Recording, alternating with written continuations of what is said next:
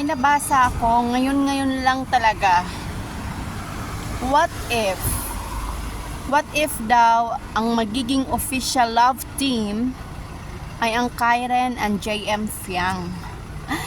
Sa tanong na yan, nadudurog na yung puso ko. Nasasaktan ako. Alam niyo kung bakit? Jar Fiang kasi ang nilalayag ko. So ang tanong, ibabalik ko sa inyo, susuportahan ba ng mga fans ng Jarlet, JM Jazz, lalong lalo na ng Jar Fiang ang nasabing love team? Dahil kung ako lang, pag hindi magiging official love team ang Jar Fiang, buong buhay ko magiging heartbroken ako. At hindi na ako kikiligin pa sa kahit na anong love team.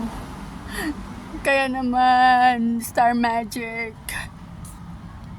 para sa ikakasaya ko at ng marami at ng mga Jar Fiang fans dyan, ilayag nyo na. Parang awan nyo naman.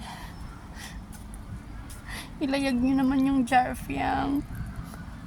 Dahil kung hindi, marami kaming masasaktan. Marami kaming iiyak.